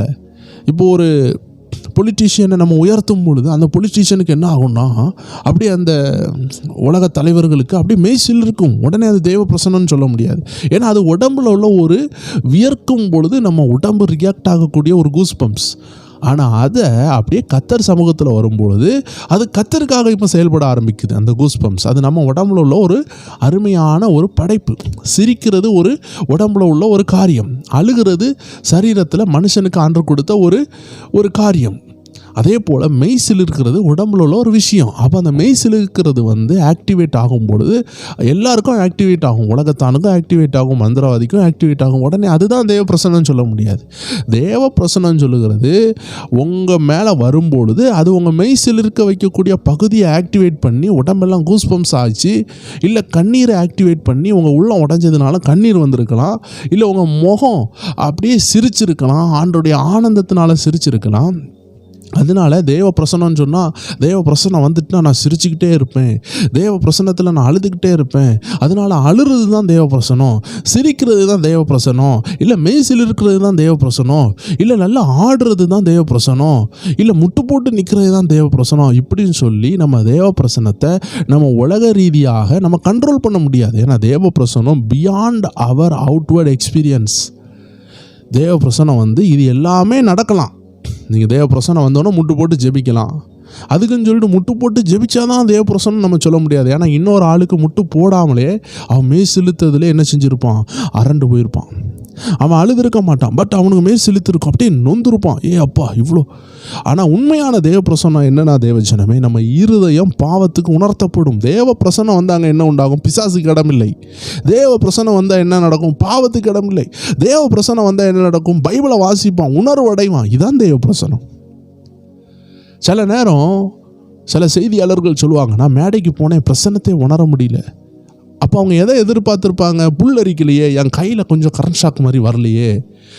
அதனால தான் தேவஜனங்களே நம்ம கவனமாக இருக்க வேண்டியது இருக்குது. வசனம் சொல்லுகிறது, நாம் தரிசித்து நடாமல் விசுவாசித்து நடக்கிறோம். சில நேரம் புல்லரிக்காது, சில நேரம் அக்னியை ஃபீல் பண்ண முடியாது. நான் எத்தனையோ மேடைகளில் நின்று இருக்கிறேன், எத்தனையோ ஊழியத்தில் இருந்திருக்கிறேன். ஆண்டவர் எனக்கு கற்றுக் கொடுத்தது, நம்ம கிட்ட ஆண்டவரே இல்லாதது போல இருந்தாலும் வசனம் என்ன சொல்லுது, அதான் நம்ம விசுவாசிக்கணும். நல்லா ஜெபிச்சுட்டு போய் மேடையில் நின்று செய்தி கொடுக்கலான்னு இருக்கும் பொழுது பிரசன்ஸே இல்லாதது போல இருக்கும். உடனே ஆண்டவர் அங்கே இல்லைன்னு நினைக்கிறீங்களா, அங்கே இருக்க தான் செய்கிறார். வசனம் சொல்லுகிறது, நான் உன்னை விட்டு விலகிறதும் இல்லை, உன்னை கைவிடுவதும் இல்லை. அப்போ பிரசன்ஸே ஃபீல் பண்ண முடியல. அந்த மேடையில் நிற்கிறோம், நாங்கள் செய்தி கொடுக்க போகிறோம், ஆனால் ப்ரெசன்ஸ் இல்லை. உடனே இந்த இடத்துல ப்ரெசன்ஸ் இல்லைன்னு நாங்கள் வந்து விட முடியாது. ஏன்னா தேவன் அங்கே தான் இருக்கிறார். ஸோ தேவ ஜனங்கள் கவனமாக இருக்க வேண்டியதாக இருக்குது. நீங்கள் காலையில் எழுப்புகிறீங்க, ஜெபிக்க போகிறீங்க, ஒரே ப்ரெசன்ஸே இல்லை, ஒரு மூடே இல்லை, உடனே ஜெபிக்காமல் விட்டுறக்கூடாது. ஏன்னா என்னைக்கு காட்டிலும் அன்னைக்கு தான் கர்த்தர் அதிகமாக அந்த ரூமில் இருக்கிறாரு. உங்களுக்கு ஒரு ரகசியத்தை பேசணும்னு சொன்னதுனால தான் ஜெபிக்கவே முடியலை. சத்ரு உங்கள் ஃபிசிக்கலான மாம்ச ரீதியான அந்த அனுபவங்களை தடை பண்ணிட்டான், உங்கள் உணர்ச்சிகளை தடை பண்ணிட்டான். அதனால உங்கள் உணர்ச்சிகள் என்ன ஆகிட்டு, மெய்சில் இருக்கலை, கண்ணீர் வரலை, சிரிப்பு வரலை, முழங்கால் போட மனசு வரலை, நடந்து ஜெபிக்க மனசு வரலை. ஏன்னா ஒரு சோர்வு. அப்போ இப்போ தேவ பிரசனம் இருக்கா இல்லையான்னு கேட்டால், நம்மளுடைய மக்கள்கிட்ட கேட்டால், மெய்சில் இருந்தா தேவ பிரசனம் இருக்கும், கூஸ்பம்ஸ் வந்தால் இருக்குது, சிரித்தா இருக்குது, அழுதா இருக்குது, இல்லை கரண்ட் ஷாக் வந்தால் இருக்குது, இல்லை ஒரு ஃபீல் அக்னி போல ஒரு ஃபீல் வந்தால் இருக்குது. நம்ம ஃபீலிங்ஸை சார்ந்து வாழக்கூடாதுன்னு பைபிள் சொல்லிட்டு, இதான் உண்மை. அப்போ பிசாசு உங்களை ஜெபிக்க விடாதுன்னு சொல்லும் பொழுது இந்த ஃபீலிங்ஸை தொடுவான். அப்போ என்ன ஆயிரும், அக்னிமயமான ஃபீலிங்ஸ் இருக்காது, நல்ல ப்ரெசன்ஸ் இருக்காது, கூஸ்பம்ஸ் இருக்காது, கண்ணீர் வராது, இருதயம் உடையாது. நீங்கள் என்ன நினைப்பீங்க, இன்றைக்கி தேவ பிரசனமே இல்லை, என் ரூமில் தேவனே இல்லைன்னு நினைப்பீங்க. அதுதான் பெரிய தவறு. ஏன்னா என்னைக்கு நீங்கள் ரொம்ப சோர்வாக இருக்கிறீங்களோ அன்னைக்கு தான் உங்கள் கிட்ட இயேசு நின்று கொண்டு இருக்கிறாரு. இதை அறிந்த பிசாசானவன் உங்கள் இருதயத்தை பலவீனப்படுத்தி உங்கள் உணர்வுகளை மந்தமாக்கி விட்டான். இப்போ இதில் இருந்து ரெக்கவர் ஆகணும்னா ஆண்டோடைய வார்த்தை சொல்லுகிறது, மத்தேயு 6வது அதிகாரம் 34வது வசனம் சொல்லுகிறது, ஆகையால் நாளைய தினத்திற்காக கவலைப்படாதிருங்கள். அதாவது கவலைப்படக்கூடாது. 27வது வசனம் சொல்லுகிறது, 6வது அதிகாரம், கவலைப்படுகிறதுனாலே உங்களில் எவன் தன் சரீர அளவோடு ஒரு முழத்தை கூட்டுவான்.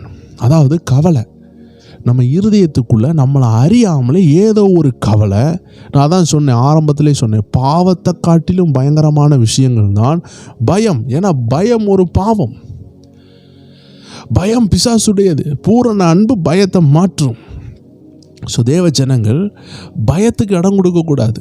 நிறைய நேரம் பிசாசு போடுகிற பயத்தின் வித்து உங்கள் இருதயத்துக்குள்ளே வந்துடும். ஐயோ அவங்க இப்படி சொல்லிட்டாங்களே. மகா பெரிய தீர்க்கதரிசியா எலியா எசேபேலினுடைய வார்த்தையை கேட்டு சூர செடிகளை படுத்து கிடக்கார். தேவ பிரசனம் பயங்கரமாக இறங்கிச்சு அவர் மூலமாக, அக்னியை இறக்குனார். ஆனால் எசேபேலினுடைய ஒரு வார்த்தை அவரை சூர செடி கீழே போய் படுக்க வச்சிச்சு. அப்போ சோர்வின் ஆவி வந்துடும். உங்கள் இருதயத்துக்குள்ளே சோர்வு வந்துட்டுனா, கசப்பு, ஒரு சகோதரி மேலே கசப்பு, அவங்க உங்களை ஏசிட்டாங்க, இல்லை கணவர் மேலே, மாமியார் மேலே, பிள்ளைகள் மேலே ஏதோ ஒரு கசப்பு உங்களுக்குள்ளே வந்துட்டுனா, இந்த அவுட்வேர்டு அப்பியரன்ஸ் எல்லாம் நின்றும். அவுட்வேர்டுனா என்ன, வெளிப்பிரகாரமான இந்த பிரசனம் அபிஷேகம் நின்றும். உங்கள் வெளிப்பிரகாரமான விஷயங்களை தடை பண்ணுறதுக்கு உங்கள் உள்ளத்தை பிசாசு என்ன செய்கிறான், கசப்பினால் நிரப்புகிறான், பயத்தினால் நிரப்புகிறான், இச்சையினால் நிரப்புகிறான், கோபத்தினால் நிரப்புகிறான், இல்லை வாக்குவாதத்தினால் நிரப்புகிறான், சண்டை நாவினால் நிரப்புகிறான். பயத்தினால் நிரப்புகிறான், கவலையினால் நிரப்புகிறான். ஸோ தேவ ஜனங்களே, உங்கள் இருதயத்தை காத்துக்கொள்ளணும். அப்போ பிரசன்னத்தை அனுபவிக்கணும்னா உங்கள் இருதயத்தை காத்துக்கொள்ளணும். அதான் வேதம் சொல்லுகிறது, எல்லா காவலோடு உங்கள் இருதயத்தை காத்துக்கொள்ளுங்கள், அதில் இருந்து ஜீவ ஊற்று புறப்படும். ஏன்னா இயேசு உங்ககிட்ட வந்து நிற்கிறாருனா, பரிசுத்த ஆவியானவர் உங்ககிட்ட ஆக்டிவில் நிற்கிறாருனா, வல்லமையோடு உங்கள் மேலே ஒரு அபிஷேகத்தை போடணும்னு நிற்கிறாருனா, உங்கள் இருதயத்துக்குள்ளே பிசாசு இச்சைகளை கொண்டு வருவான், கோபத்தை கொண்டு வருவான், பண ஆசையாகிய விக்கிரக ஆராதனை கொண்டு வருவான், பொருள் ஆசையாகிய விக்கிரக ஆராதனை கொண்டு வருவான், சோர்வை கொண்டு வருவான், கவலையை கொண்டு வருவான், பயத்தை கொண்டு வருவான். ஆண்டு சொல்கிறார், இருதயத்தை காத்துக்கொள்ளுங்க, அதை கரைபட விடாதீங்க. ஏன்னா அது செம்மையாக இருந்தால் தான் பரிசுத்த ஆவியானவர் ஊற்றாக புறப்படுவார். உங்கள் இருதயம் தான் மகா பரிசுத்த ஸ்தலம். ஸோ அந்த இருதயத்தில் இருந்து வார்த்தை புறப்பட்டு உங்கள் பரிசுத்த ஸ்தலமாகிய ஆத்மாவை தொடும். உங்கள் ஆத்மா பரிசுத்தமாக வாழணும். உங்கள் பரிசுத்த ஸ்தலத்தில் இருந்து அது வெளிப்பிரகாரமாகி இந்த சரீரத்தை தொடும். ஸோ தேவ ஜனங்களே, உங்கள் இருதயத்தை காத்துக்கொண்டா தான் உண்மையான பிரசன்னத்துக்குள்ளே நுழைய முடியும். ஏன்னா இருதயம் தான் தேவனுடைய வல்லமையை உணரக்கூடிய முதல் ஏரியா. இன்னைக்கு உங்கள் மேலே ஒரு புல்லரிக்குதுன்னா அதுக்கு காரணம் உங்கள் இருதயம் திறந்திருக்குதுன்னு அர்த்தம். உங்களுக்கு இன்னைக்கு அக்னி போல ஒரு ஃபீல் வருதுன்னா உங்கள் இருதயம் திறந்திருக்குதுன்னு அர்த்தம்.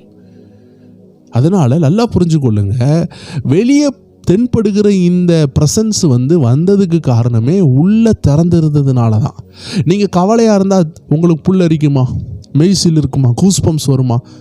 வாலிபர்கள் இன்றைக்கி ரொம்ப உற்சாகமாக இருக்காங்க. அவங்களுக்கு ஒரு வேலை இழந்துட்டு, இல்லை ஏதோ ஒன்று நடந்துட்டு, ஆபத்து நடந்துட்டு, வீட்டில் பெரிய சண்டை வந்துட்டு, ஒரு சண்டையை போட்டாங்க, அதுக்கப்புறம் ப்ரெசன்ஸ் வருமா?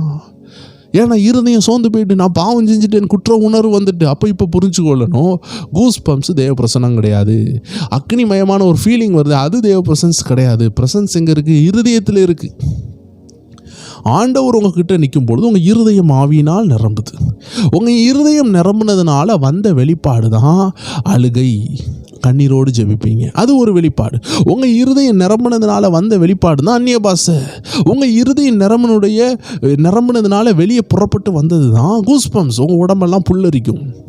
உங்கள் இருதயம் நிரம்பினதுனால வந்த ஒரு அனுபவம் தான் ஒரு அக்னிமயமான ஒரு ஃபீலிங், ஒரு ஐஸ் கட்டியான ஒரு ஃபீலிங். இது எப்படி வந்துச்சு?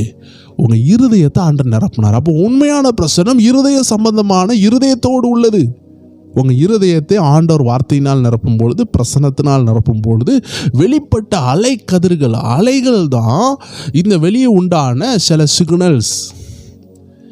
ஒரு கடலுக்குள்ளாடி ஒரு பூகம்பம் வந்துச்சுன்னா, அந்த கடலின் மத்திய இடத்துல பூகம்பம் அப்படியே பூகம்பம் ஆகுதுன்னா, கடலுக்கு உள்ளே உண்டான ஒரு அசைவுனால வெளியே என்ன உண்டாகும்? அலைகள் அதிகமாகும். அப்போ அலை வந்தது காரணம் என்ன? உள்ள அந்த அசைவு. அப்போ உள்ள அசைவு பயங்கரமாக இருந்ததுனால கரையில் சுனாமி வருது. அப்போ சுனாமி எப்படி வந்துச்சுன்னா உள்ள அசைஞ்சதுனால வந்துச்சு. அப்போ உள்ள அசைவு நின்றுட்டுனா வெளியே உள்ள சுனாமி நின்றும். இதே போல் உங்கள் உள்ளத்தில் உள்ள அசைவுனால தான் வெளியே ப்ரெசன்ஸை ஃபீல் பண்ணுறீங்க. நீங்கள் வெளியே அழுறீங்க, மாம்ச ரீதியாக அழுது சந்தோஷமாக இருக்கிறீங்க, ஆனந்த கண்ணீர் வடிக்கிறீங்க, வெளியே கூஸ்பம்ஸ் வருது. கூஸ்பம்ஸ்னால் புல்லரிக்கிற அனுபவம். அப்படியே உங்கள் கையை பார்த்தீங்கன்னா புள்ளியாக இருக்கும். இதெல்லாம் வந்தது காரணம் உள்ள செம்மையாக இருந்ததுனால வந்துச்சு. நல்லா சண்டை போடும்பொழுது கூஸ் பம்ப்ஸ் வருமா? கண்ணீர் ஆனந்த கண்ணீர் வருமா? ஜபம் வருமா? வராது. காரணம் உங்கள் இருதயம் கேடு உள்ளதாக அந்த நேரம் இருக்குது. அதனால் எனக்கு கூஸ் பம்ப்ஸ் வரலையே, எனக்கு புல்லரிக்கலையே, எனக்கு அக்னியை ஃபீல் பண்ண முடியலையே, அதனால் நான் எங்கே ஜெபிக்க இன்றைக்கி ஆண்டோடைய பிரசனமே இல்லைன்னு சொல்லக்கூடாது. காரணம் இது எல்லாம் வெளிப்பட்டதுக்கு காரணம் உங்கள் உள்ள நல்லா இருந்ததுனால தான் வெளிப்பட்டுச்சு. இப்போது நீங்கள் காலையில் எழும்பிட்டு ஐயோ பிரசனம் இல்லையே, ஐயோ அக்னி இல்லையே, ஐயோ வல்லமை இல்லையே, எனக்கு கண்ணீர் வர மாட்டேங்க, என் உள்ளம் கடினமாக இருக்குதுன்னு சொல்லிட்டு ஜெபிக்கிறத நிறுத்திட்டிங்கன்னா ஒரு நாள் அது வராது. ஏன்னா நீங்கள் ஜெபிச்சாதான் உங்கள் உள்ளம் உடையும். ஏசப்பா உங்கள் உள்ளத்தை தொடுவார், வார்த்தையினால் நிரப்புவார். பிறகு தானாக என்ன செஞ்சிடும்? உணர்ச்சி வசப்படுவீங்க. நல்ல அருமையாக உணர்ச்சி வசம் சொல்கிறேன், அதை காட்டிலும் புல்லரிப்பு உண்டாகும், கையில் நல்ல கூஸ்பம்ஸ் உண்டாகும், உடம்புல அப்படியே ப்ரெசன்ஸ் இருக்கிறத ஃபீல் பண்ண முடியும், அக்னியை ஃபீல் பண்ணுவீங்க. ஒவ்வொரு நபருக்கும் ஒவ்வொரு விதமாக மனதுருக்கத்தை ஃபீல் பண்ணுவீங்க, சந்தோஷத்தை ஃபீல் பண்ணுவீங்க, வார்த்தையாக இருப்பீங்க, வார்த்தைக்குள்ளே இருப்பீங்க, வார்த்தை உங்களுக்குள்ளேருந்து புறப்பட்டுக்கிட்டே இருக்கும். ஸோ முதல்ல நிரம்ப வேண்டிய இடம், the first place you want to prosper is your heart. In your heart. அது நீங்கள் சிறக்க வேண்டிய இடமா இருக்குது. உங்கள் இருதயம் நிரம்பிட்டாலே போதும் தேவ ஜனமே. அப்போ உண்மையான தேவ பிரசனம் உங்கள் இருதயத்துக்குள்ளே தான் நிரப்புது ஃபஸ்ட்டு. அதனுடைய விளைவு தான் சந்தோஷமும் ஆனந்த கண்ணீரும், இல்லை மனதுருக்கமான பாவ உணர்வின் கண்ணீரும், அழுது உணர்கிற கண்ணீரும். இது எல்லாம் உருவாகி வந்ததுக்கு காரணம் இருதயத்தில் உண்டாகின அந்த பூமி அதிர்ச்சி. அது வெளியே கடலுக்கு வெளியே வரக்கூடிய ஒரு சுனாமியை போல இருக்கிறது. அப்போ உங்கள் இருதயத்துக்குள்ளே உண்டாகிற அந்த ஆண்டவருடைய தொடுதல் தான் உங்கள் கண்ணீரிலிருந்து வெளிப்படையான வெளி மனிதனாகிய இந்த அவுட்டர் மேன்லேருந்து கண்ணீராக வருது, சிரிப்பாக வருது, ப்ரெசன்ஸாக வருது. அதனால் கண்ணீர் தான் தேவ பிரசனம், சிரிப்பு தான் தேவ பிரசனம், ஆனந்த சிரிப்பு தேவ பிரசனம், மன மகிழ்ச்சி தான் தேவ பிரசனம். உணர்ச்சி வசப்படுறோமே, நம்ம கையெல்லாம் கூஸ்பம்ஸ் ஆகுது, இதுதான் தேவ பிரசனம் நம்ம சொல்ல முடியாது. இதெல்லாம் தேவ பிரசனத்தினுடைய வெளிப்படுதல் தான். ஆனால் உண்மையான தேவ பிரசனம் இருதயத்தில் தான் உண்டாகும். தேவன் நம்ம கிட்ட வந்து நிற்கும் பொழுது நம்ம இருதயம் நிரப்பப்படுகிறது. அவருடைய ஆவியினால, அவருடைய அன்புனால, அவருடைய மனதுருக்கத்தினால, அவருடைய வார்த்தையினால, அவருடைய அபிஷேகத்தினால, ஆனந்த தைலத்தினால, மனதுருக்கத்தினால, இல்லை அக்னி அபிஷேகத்தினால, பிசாசை விரட்டக்கூடிய வல்லமையினால எது அவர் நிரப்புகிறாரோ அது சம்பந்தமாக நமக்குள்ள இருந்து அது வெளியே வரும். மனதுருக்கத்தில் நிரப்பிட்டார்னா நம்ம மனதுருக்கி அழுவோம், ஏழைகளை பார்த்தா கஷ்டமாக இருக்கும். ஒரு நாள் ஆண்டு ஒரு சகோதரியை மனதுருக்கத்தினால் நிரப்பிட்டு இருப்பார், இன்னொரு சகோதரியை ஆனந்த தைலத்தினால் நிரப்புவாங்க. ரொம்ப நெருக்கப்பட்டு கஷ்டப்பட்டு உடைக்கப்பட்டு இருக்கிறதுனால ஆண்டவங்களை ஆனந்த தைலத்தில் நிரப்புவாங்க. அப்போ எல்லாரும் நம்ம சேரும் பொழுது ஆனந்த தைலத்தில் நிரம்பினவங்க சொல்கிறாங்க, இல்லை இல்லை ஆனந்த தைலம் தான் அபிஷேகம். இன்னொரு சகோதரி சொல்கிறாங்க, இல்லை இல்லை மனதுருக்கம் தான் அபிஷேகம். இன்னொரு சகோதரி சொல்கிறாங்க, இல்லை இல்லை அந்நிய பாஷை தான் அபிஷேகம். இன்னொரு சகோதரி சொல்கிறாங்க, இல்லை அது புல்லரிக்கணும், அது கூஸ் பம்ப்ஸ் வரணும், உடம்பெல்லாம் அப்படியே புள்ளி புள்ளியாக வரணும், அதுதான் அபிஷேகம்.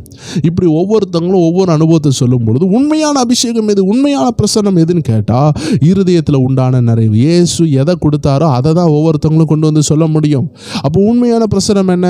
நம்ம எல்லாம் கிறிஸ்துவின் சரீரத்தில் இருக்கிறோம். எல்லாருக்கும் ஆண்டு ஒவ்வொரு நடத்துதலை கொடுக்காரு. அப்போ ஆண்டு கோடிக்கணக்கான விதத்தில் அவருடைய பிரசன்னத்தை விளங்க பண்ண முடியும். அதனால் நான் இப்படி தான் நான் பிரசன்னத்தை அனுபவித்தேன், இதுதான் உண்மை, நம்ம போராட வேண்டிய அவசியம் இல்லை. ஒரு உண்மையான சம்பவத்தை சொல்லுகிறேன். ஆண்டவருடைய பார்வையினால் கூட மனிதர்கள் தொடப்பட்டிருக்கிறாங்க. பவுலுடைய கண்ணை கூட ஆண்டவர் உபயோகப்படுத்தினார். உடனே பவுலுடைய கண்ணில் தான் தேவ பிரசன்னம் இருக்குதுன்னு சொல்ல முடியுமா? இல்லை, அது கண்ணிலையும் வெளிப்பட்டது. பவுலுடைய கச்சிப்பில் தேவனுடைய பிரசன்னம் இறங்குச்சு. கச்சிப்பை போட்டவனுக்கெல்லாம் விடுதலை. அப்போ கச்சிப்பில் தான் தேவ வல்லமை இருக்குன்னு சொல்லிட்டு பவுலுக்கு கச்சிப்பை போய் இன்றைக்கி தேட முடியுமா? இல்லை, பவுலுடைய பெல்ட்டுக்குள்ளே தேவ பிரசன்னம் இறங்குச்சு. பெல்ட்டை போட்டவங்க மேலெல்லாம் தேவ பிரசன்னம் இறங்குச்சு.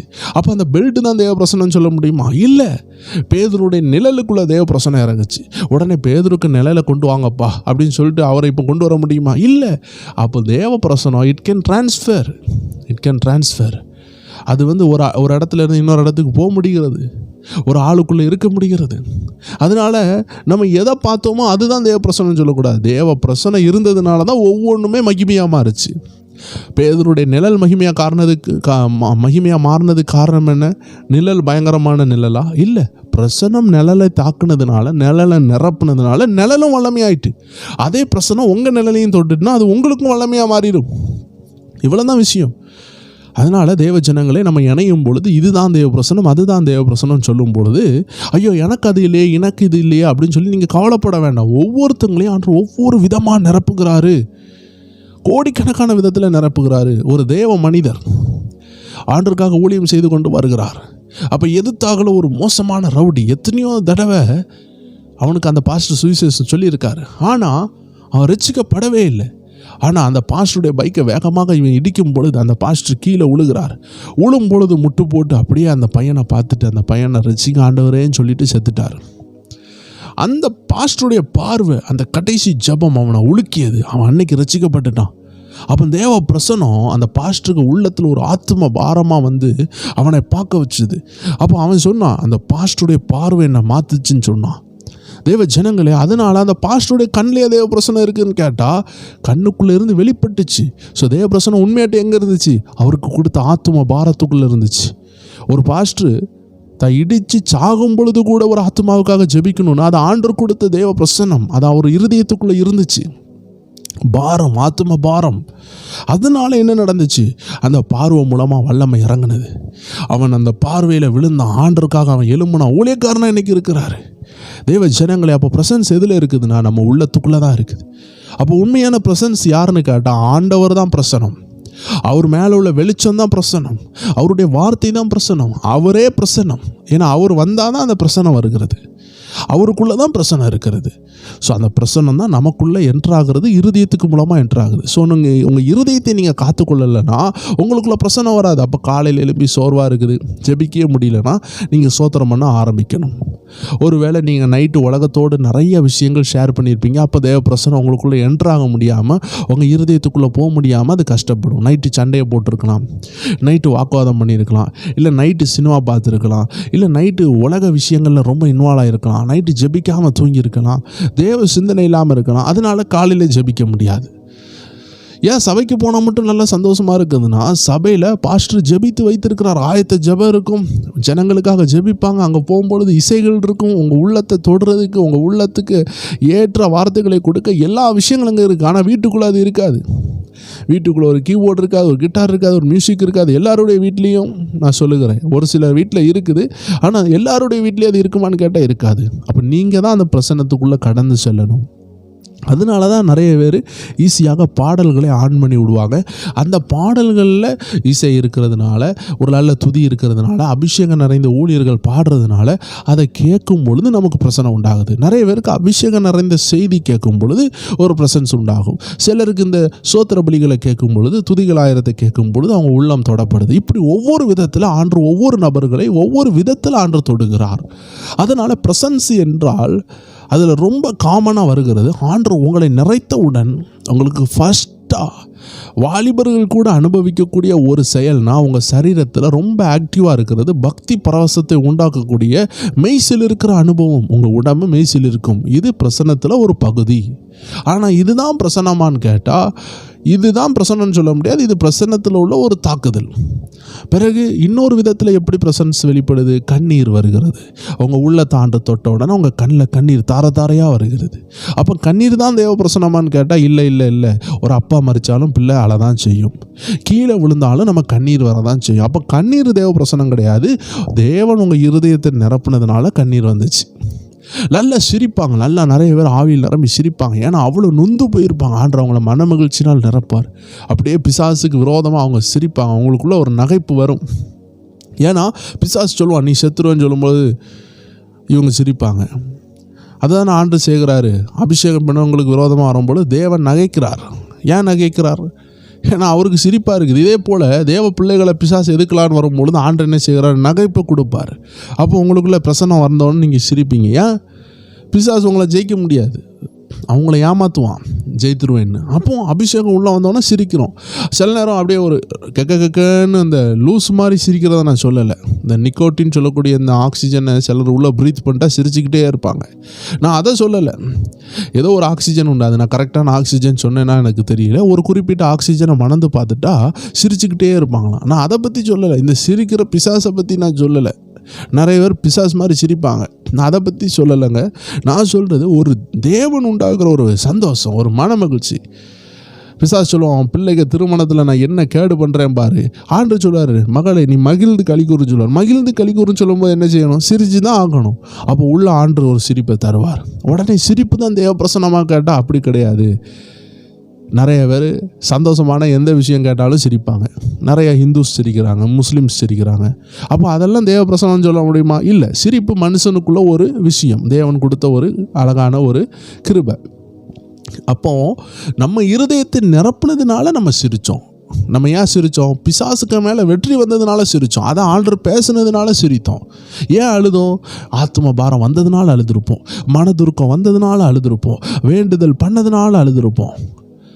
அப்போ மெயினான விஷயம் இருதயத்துக்குள்ளே நடக்கு. கர்த்தர் எதனால் உங்களை நிரப்புகிறாரோ அதுதான் வெளிப்படும். இன்றைக்கி ஆம்பளை பிள்ளைகளுக்கு அழுக வரல, சிரிப்பு வரல, இந்த மாதிரி விஷயங்களுக்கு காரணம் மெயினாக அவங்க ஆத்ம பாரம் இருக்காது, மெயினாக மனதுருக்கம் இருக்காது. வாலிபர்களுக்கு இந்த ஆத்ம பாரம் லேட்டாக தான் வருது. அதனால தான் அவங்க ஈஸியாக ஃபீல் பண்ணுறது கூஸ் பம்ப்ஸ். ஈஸியாக அவங்க கையில் உணர்ச்சி வசப்படுவாங்க, உடம்பெல்லாம் புல்லரிக்கும். ஆனால் கொஞ்சம் கூட ஆண்டவருக்கு விட்டு கொடுத்தாங்கன்னா அழ ஆரம்பிப்பாங்க. அழுது ஆண்டவரே நான் செய்த பாவத்தை மன்னிங்கன்னு சொல்லுவாங்க. இப்போ தான் ஃபஸ்ட்டு ஸ்டெப்பில் இருக்காங்க.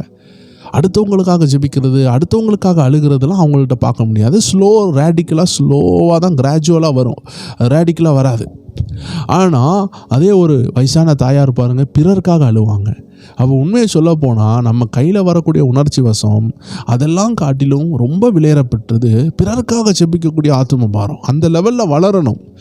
அதுக்கு தான் அந்த ஆண்டவருடைய பிரசன்னம் கொஞ்சம் கொஞ்சமாக நம்ம மேலே ஊற்றப்பட்டு, நம்ம மேலே அந்த வல்லமை ஊற்றப்பட்டு, ஆவியானவர் ஊற்றப்பட்டு, இந்த வல்லமைக்குள்ளே என்ன இருக்குதுன்னு பார்த்தீங்கன்னா அபிஷேகம் இருக்குது. அந்த வல்லமைக்குள்ளே என்ன இருக்குதுன்னு பார்த்தீங்கன்னா வார்த்தை இருக்குது. வார்த்தையும் வல்லமையும் பிரிக்க முடியாது. ஆவியானவரையும் வசனத்தையும் பிரிக்க முடியாது. ஏசப்பாட்டிருந்து ஒன்று வருதுன்னா ரெண்டே விஷயமாக தான் இருக்கும். ஒன்று அது பரிசுத்த ஆவியின் வல்லமையாக இருக்கும், இல்லைனா வசனமாக இருக்கும். இது ரெண்டையுமே பிரிக்க முடியாது. ஏசப்பாட்டிருந்து பிரசன்ஸ் ரூபத்தில் வரக்கூடியதில் ரெண்டு விஷயம் இருக்குது. ஒன்று வல்லமை, இன்னொன்று அதாவது வல்லமைன்னு சொல்கிறது பரிசுத்த ஆவியானவருடைய நிறைவு, இன்னொன்று வார்த்தை. இந்த வார்த்தையும் ஆவியானவர் சேர்ந்து தான் நம்மக்கிட்ட வரும். ஏசப்பாட்டிருந்து வேறு எதுவும் வாசனை, வித்தியாசமான மீன் வாசனை, இல்லை நல்லா பூ வாசனை, இதெல்லாம் இல்லை. பத்தி வாசனை, இதை பற்றிலாம் நம்ம ஆண்டர்கிட்ட பார்க்க முடியாது. ஆண்டர்கிட்டருந்து வருகிறது பரிசுத்த ஆவியானவரும் வார்த்தையும். பரிசுத்த ஆவியானுடைய வல்லமை உங்ககிட்ட நெருங்கும் பொழுது நீங்கள் அழலாம், மனதுருக்கத்தினால் அழலாம். அப்போ வார்த்தை உங்கள் உள்ளத்தில் பேசும், வல்லமை உங்களை நிரப்பும். இது ரெண்டு தான் நடக்குது. வார்த்தை இருதயத்தை நிரப்புது, வல்லமை உங்களை மொத்தமாக நிரப்புது. இது ரெண்டு தான் அப்போஸ்தலர் நடவடிக்கைகள் 10:38 இயேசுவுக்கு நடந்துச்சு. பிதாவாகிய தேவன் குமாரனாகிய கிறிஸ்துவை பரிசுத்த ஆவியினாலும் வல்லமையினால் நிரப்பினார். அவர் நன்மை செய்கிறவராக சுற்றி திரிந்தார், பிசாசுகளை விரட்டினார். அப்போது நமக்குள்ளாடி இந்த ப்ரெசன்ஸ் வந்துச்சுன்னா நம்ம ஜெப நேரம் தானாக மாறும். ஸோ தேவ ஜனங்கள் உங்கள் இருதயத்தை ரொம்ப காத்துக்கொள்ளணும். ஏன்னா அங்கே தான் ப்ரெசன்ஸ் வருது. உங்கள் இருதயத்தை காத்துக்கொண்டாதான் பிசாசு உங்களை தொட முடியாது. சினிமா பாடல்கள், உலக விஷயங்கள், சண்டைகள், அடிதடிகள், இச்சைகள், கோபங்கள், இந்த மாதிரி மாம்ச கிரியைகள் இருந்தால் உங்கள் இருதயத்துக்குள்ளே ப்ரெசன்ஸ் இருக்காது. அப்போ உங்களை காத்துக்கொள்ள இருதயம் ஷார்ப்பாக இருக்கும். ஆண்டவருடைய வார்த்தை சரட்டுன்னு என்ன செஞ்சிடும், அவர் பேசினாலும் ப்ரெசன்ஸ் இறங்கும். ஒரு ஆள் பாட்டு பாடினாலும் அந்த ப்ரெசன்ஸை உணர முடியும்.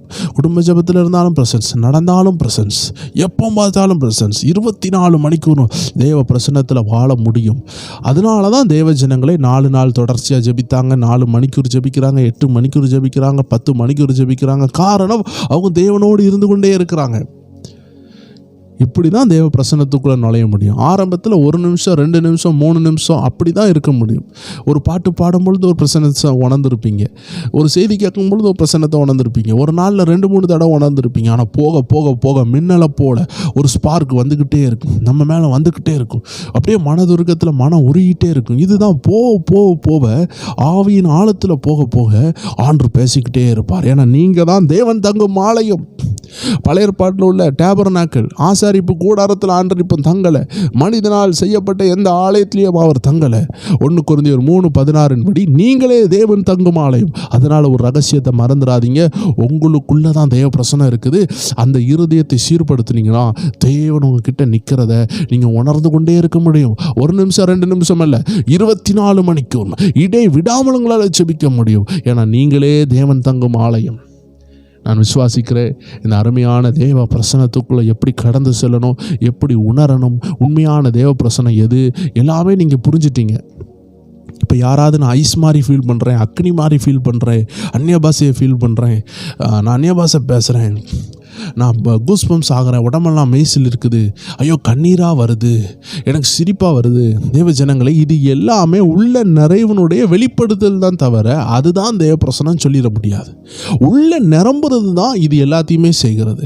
அப்போ உங்கள் உள்ள நிரம்பணும்னா நீங்கள் உங்கள் உள்ளத்தை வெறுமையாக்கணும், ஆண்டர்கிட்ட ஒப்பு கொடுக்கணும், கவலைகளை வெளியே தூக்கி போடணும், இச்சைகளை வெளியே தூக்கி போடணும், ஏசப்பா இருதயத்தில் வாங்கன்னு சொல்லணும், வசனம் உள்ளத்துக்குள்ளே வரணும். இயேசுவை ஏற்றுக்கொண்டவங்க தொடர்ந்து வசனத்தை தியானிக்கணும், உபவாசம் இருந்து தியானிக்கணும், வசனத்துக்கு இம்பார்ட்டன்ஸ் கொடுக்கணும். அப்போ உங்கள் இருதயம் நிரம்ப ஆரம்பிக்கும். இருதயம் நிரம்பிச்சுன்னா கண்ணீர் தானாக வரும், ஆத்தும பாரம் தானாக வரும், மனதுருக்கம் தானாக வரும், மெய்சில் இருக்கிறது தானாக வரும். அப்படியே மின்னல் போல ஒவ்வொரு நிமிஷம் கர்த்தர் பேசிக்கொண்டே இருப்பார். உள்ளத்தில் தொனித்து கொண்டே இருக்கும், அந்த மெல்லிய சத்தம் கேட்டுக்கொண்டே இருக்கும், இடி முழக்க சத்தம் கேட்கும், தரிசனங்கள் உண்டாகும், சொப்பனங்கள் உண்டாகும், பரிசுத்த ஆவியானவர் நடத்துவார், அற்புதங்களை பார்ப்போம், நல்ல உயர்வுகளை பார்ப்போம். ஸோ தேவ ஜனமே, இந்த தேவ பிரசனம் தான் அன்னைக்கு பேதுரு கூட இருந்துச்சு. அதான் பேதுரு சொன்னார், பொண்ணும் இல்லை வெள்ளியும் இல்லை, இயேசுவின் நாமம் என்கிட்ட இருக்குது. இப்படிப்பட்ட ஒரு வாழ்க்கைக்குள்ளே கர்த்தர் கொண்டு வருவார். அதுக்கு பிறகு இந்த ப்ரெசன்ஸ் உங்கள் கையை மட்டும் மேய்ச்சல் இருக்க பண்ணுன்னு நினைக்காதீங்க. பவுலினுடைய உருமால்கள் நிரப்பிச்சான், பெல்ட்டை நிரப்பிச்சான், பேதுருடைய நிலையில் நிரப்பிச்சான், இப்படி கைக்குட்டைகள் அதாவது கச்சிப்பை நிரப்பிச்சான். இப்படி தேவ பிரசன்னம் ஒவ்வொருவரையும் நிரப்ப ஆரம்பிச்சிடும். உங்கள்கிட்ட இருந்து நிரப்பும். நான் அடிக்கடி சொன்ன ஒரு காரியத்தை சொல்லி இந்த அருமையான இந்த சாப்டரை நம்ம முடிக்க போகிறோம். இந்த ரகசியம் நீங்கள் உங்களுக்கு புரிந்திருக்கும். ஸ்மித் விங்கிள்ஸ்வர்த் ஒரு தேவ மனிதர் ஒரு அருமையான வீட்டில் போய் அடிக்கடி தங்குவாராம். அந்த வீட்டில் ஒரு ஐயாவுக்கு முடமாகவே இருக்கிறார், பேரலைஸ் ஆகிட்டார். அப்போ அந்த அம்மா அந்த ஐயாவை கவனித்து மாடியில் ஒரு ரூம் கொடுத்து இந்த குடும்பமாக இவங்க 2 பேரும் ஊழியர்களை கனம் பண்ணுறவங்க அப்படி அவங்கள கவனிக்கிறாங்க. அப்போ அந்த ஐயா ஊழியத்துக்கு வந்திருக்கார். ஸ்மித் விங்கிள்ஸ்வர்த் தேவனால் வல்லமையாக பயன்படுத்துகிற தேவ மனிதர். அப்போ அவர் என்ன செய்கிறாரு, தேவனுக்காக வல்லமையாக பயன்பட்டுட்டு அந்த மீட்டிங் முடிக்க போகிறாங்க. வந்த நாட்கள் முடிகிறது. இப்போ அவர் மேலே படுத்திருந்த அறையில் என்ன செஞ்சாங்க, காலி பண்ணி வெக்கெட்டாகி வெளியே போகிறார். போகும்போது அந்த தாயார் ஓடி வந்து, ஐயா என் கணவருக்கு உதவி செய்யுங்க, அவர் இப்படி முடக்குவாதத்தில் இருக்கார். அப்போ அந்த ஐயா சொன்னார், நான் படுத்திருந்த அந்த பெட்ஷீட்டை மட்டும் என்ன செய்யாதீங்க, மாற்றாதீங்க அப்படின்னு சொல்லிட்டு போயிட்டார். இந்த தாயாருக்கு ஒன்றுமே புரியலை. அந்த பெட்ஷீட்டை கட்டலிருந்து மாற்றாமல் இருந்தால் என்ன ஆக போகுது, ஒரு வேளை ஒரு திரும்பி வந்தால் அதே பெட்ஷீட்டில் படுப்பாருன்னு சொல்லிட்டு அந்த அம்மாவை விட்டுட்டு, இந்த ஐயா நமக்கு ஜெபிக்காமல் போயிட்டாங்களேன்னு சொல்லிட்டு கவலையோடு விட்டுட்டு ஒரு நாள் என்ன ஆகிட்டு, கீழே ரூமை க்ளீன் பண்ணியிருக்காங்க. அப்போ அந்த ஐயாவை என்ன செஞ்சுருக்காங்க, மேலே உள்ள ரூமில் கொண்டு போய் உட்கார வச்சுருக்காங்க. அந்த கட்டலில் படுக்க வைக்கிறாங்க. படுக்க வச்சு அந்த ஆள் துள்ளி குதித்து எழும்பிட்டார். ஏன்னா அந்த ஆள் சொன்னார், கட்டலில் படுத்தவொன்னு ஒரு வல்லம் என்ன தொட்டுச்சுன்னு சொன்னார். அப்போ தான் அந்த தாயார் யோசித்து பார்த்தாங்க, ஓஹோ அதனால தான் அந்த பெட்ஷீட்டை மாற்றக்கூடாதுன்னு சொன்னீரா, ஓ நீர் படுத்த அந்த கட்டலில் அந்த பெட்ஷீட்டுக்குள்ளாடி உங்கள் மேலே நிரப்பின ப்ரெசன்ஸ், நீங்கள் அந்த கட்டலில் பண்ண ஜெபம் அந்த பெட்ஷீட்டை கூட நிரப்பி இருக்குதோ, ஓ அதனால தான் அந்த ஆளுக்கு விடுதல் நடந்துச்சா. இப்போ தான் புரிஞ்சாங்க பல நாட்களுக்கு பிறகு. ஸோ தேவ ஜனங்களே, ஒரு தேவ மனிதர் ஜெபிக்கிற அந்த அறை பிரசன்னத்தினால நிரம்பும். நீங்கள் அப்போஸ்தலர் நடபடிகள் எடுத்து பார்த்தீங்கன்னா பரிசுத்த ஆவியானுடைய சிறப்பு, அவர்களுக்கு அந்த பரிசுத்த ஆவியானவர் அக்னிமயமான ஆவியானவர் இறங்கும் பொழுது அவர்கள் இருந்த இடம் நிரம்பினதுன்னு வசனம் போட்டிருக்கிறது. அப்போது பரிசுத்த ஆவியாளர் ரூமை நிரப்ப முடியும், உங்கள் வீடை நிரப்ப முடியும், உங்கள் சர்ச்சை நிரப்ப முடியும். ஒரு தேவ மனிதர் இருக்கிறாங்கன்னா அந்த தேவ மனிதர் இருக்கக்கூடிய அந்த ரூமை சுற்றியில் எந்த பிசாசால் நெருங்க முடியாது. இது எல்லாம் அனுபவ ரீதியாக உண்மை. டிஎல் ஆஸ்பான் சொல்லக்கூடிய தேவ மனிதர் ஒரு வீட்டுக்கு வாராருன்னா அந்த வீட்டை சுற்றிலும் கிட்டத்தட்ட ஒரு 5 கிலோமீட்டருக்கு எந்த பிசாசு இருந்தாலும் அலக்களிக்குமா. இப்படி அநேக தேவ மனிதர்கள் வாழ தான் செய்தாங்க. அவங்க வரும்பொழுது தேவ பிரசன்னத்தை சுமந்து கொண்டே வருவாங்க. They become a carrier of God's presence. கர்த்தருடைய பிரசன்னத்தை சுமக்கக்கூடிய கேரியராக மாறிட்டாங்க. தேவ ஜனங்களே, கொஞ்சம் கொஞ்சமாக நீங்கள் ஃபீல் பண்ணுற இந்த ப்ரெசன்ஸை கடைசியில் மொத்தமாக சுமந்து பல லட்சம் தேவ ஜனங்களுக்கு கொடுக்க, பாவிகளுக்கு கொடுக்க கர்த்தர் உங்களை ஒரு ப்ராடக்டாக யூஸ் பண்ணிடுவார், ஒரு ஊற்றாக யூஸ் பண்ணிடுவார். நீங்கள் பிரசன்னத்துக்கு விட்டு கொடுத்தீங்கன்னா அது உங்களிலிருந்து பாய தொடங்கிடும். ஏன்னா அது ஒரு ஊற்று, அது உங்கள் இருதயத்திலிருந்து பாயும் என்று ஆண்டவர் சொல்லியிருக்கிறார். ஸோ தேவ ஜனங்களை, இந்த பிரசன்னத்துக்கு உங்களை விட்டு கொடுங்க. இது ஒரு அற்புதமான விஷயம். இதுக்கு உங்களை ஒப்பு கொடுத்தீங்கன்னா உங்கள் வாழ்க்கை இன்பமாக இருக்கும். நான் விசுவாசிக்கிறேன். தேவ பிரசன்னத்தை குறித்து ஓரளவு நீங்கள் அண்டர்ஸ்டாண்ட் பண்ணியிருப்பீங்க. என் இருதயத்தில் ஆவியானவர் போட்ட எல்லா விஷயங்களையும், உணர்த்தின விஷயங்களையும், எந்த மக்களுக்கு எப்படி சந்தேகத்தில் இருப்பாங்க, எதை சொன்னால் பிரயோஜனமாக இருக்குமோ அந்த மக்களுக்கு தேவையானதை ஆண்டவர் என் இருதயத்தில் சொன்னதை நான் உங்கள்கிட்ட சொல்லியிருக்கிறேன். நான் ஒரு பேஜ் நிறைய எழுதி வச்சேன், புக்காக எழுதி வச்சேன், அதிலிருந்து பார்த்து பேசினேன் அப்படின்னு நீங்கள் நினைக்கவே வேண்டாம். இருதயத்தில் ஆவியானவர் உணர்த்தினதை அனுபவ ரீதியாக வேத வசன ஆதாரத்தோடு அதற்கு எப்படி சிங்க் ஆகுது, எப்படிலாம் மக்கள் தப்பாக நினைக்கிறாங்க, எது கரெக்டான தேவப்பிரசனம், எல்லாவற்றையும் ஆராய்ச்சி பண்ணி ஆண்டவர் இருதயத்தில் உணர்த்தின விஷயங்களை உங்களோடு ஷேர் பண்ணியிருக்கிறேன். உங்களுக்கு இது நிச்சயமாக பிரோஜனமாக இருக்கும் நான் விசுவாசிக்கிறேன். இதை தேவ பிள்ளைகளுக்கு ஷேர் பண்ணுங்கள், அநேகருக்கு பிரோஜனப்படட்டும். நம்மளுடைய ஸ்பிரிச்சுவல் WFல வாரத்தில் 2 நாள் எல்லா தேர்ஸ்டேயும் எல்லா டியூஸ்டேயும் நம்ம என்ன செய்கிறோம், 9 மணி அளவில் நிறைய ரகசியங்களை தியானிக்கிறோம். ஆவிக்குரிய மனுஷனை உருமாற்றுகிற, வளர வைக்கிற, நமக்கு தேவையான ரகசியங்களை தியானித்து கொண்டு இருக்கிறோம். மீண்டும் வேறு நிகழ்ச்சியில் சந்திக்கலாம். கர்த்தர் உங்களை ஆசீர்வதிப்பார். God bless you.